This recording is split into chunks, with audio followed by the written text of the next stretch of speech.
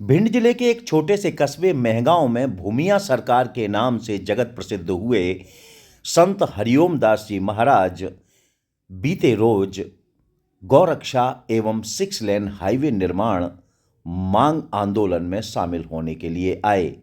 वे न केवल आंदोलन प्रदर्शन में शामिल रहे बल्कि मंच पर पहुंचकर उन्होंने सनातनियों को जगाने का भी काम किया।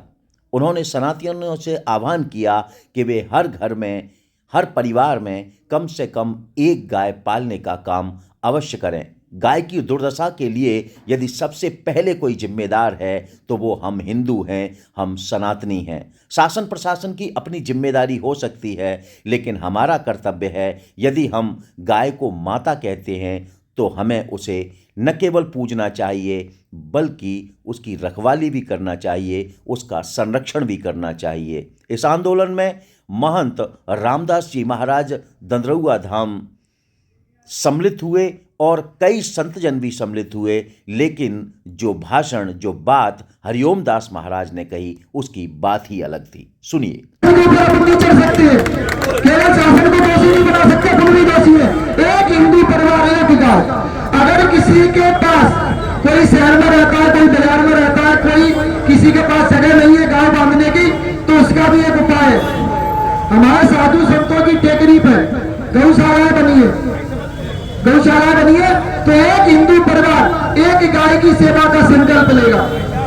अगर आप लोग सच में गौ हत्यारों को रोकना चाहते हो तो, अगर सच में गौ हत्यारों को रोकना चाहते हो तो फिर एक हिंदू परिवार को एक गाय, ठीक है, अपनी एक गाय का सेवा का संकल्प लो।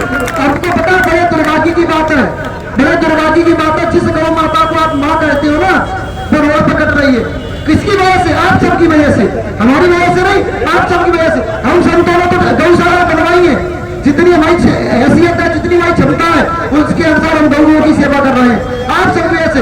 आप दूध दोते हो, दूध पीने के बाद, दूध छूटने के बाद गाय को रोड पर छोड़ देते हो, तो आप सब दोषी हैं।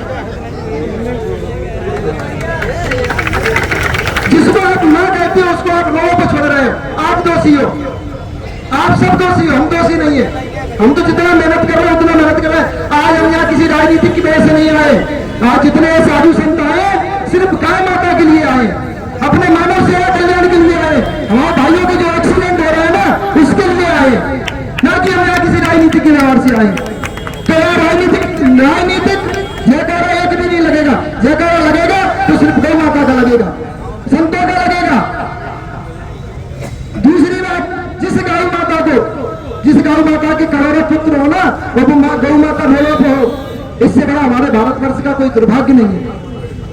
इससे बड़ा हमारे देश का कोई दुर्भाग्य नहीं है, जिसके करोड़ों पुत्र रहने के बाद वैसे अपने अपने घरों में सभी कोई चांदी की, कोई ऐसे धातु की गाय माता को पूजा में रख के पूजा करते हैं और रोड़ों पे डंडा मारते हैं गाय को। आपको शर्म आनी चाहिए, आपको यह शर्म आनी चाहिए कि आपकी गाय माता जिसको मां कहते हैं वो अपनी मां को कोई आवारा पशु कहे, तो इससे बड़ा कोई दुर्भाग्य नहीं है अपने जीवन में।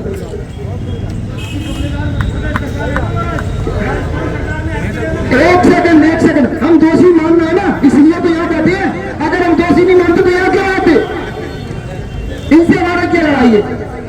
इनसे शासन से हमारी कोई लड़ाई नहीं है। पहली बात, एक हिंदू परिवार को एक गाय, उन्होंने आश्वासन दिया है।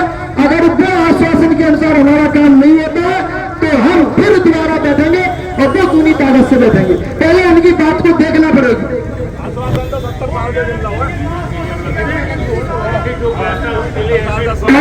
हाँ, नारा श्री का भी कहना है कि जैसे गाय के लिए बीमा कान में लगती बीमा के, ऐसे ही शासन से हम अनुरोध करेंगे, आप सभी से अनुरोध करना चाहिए कि जो गाय के कान में बल्ला लगते ऐसे हमारे गाय को स्टिकर बांध दिए जाए, जिससे जो वाहन चालक होते हैं उनको दूर से समझ में आया, चमक में आया कि यहाँ कोई बैठा हुआ है। क्योंकि काली गाय होती है, काली रात रहती है, समझ में नहीं आती।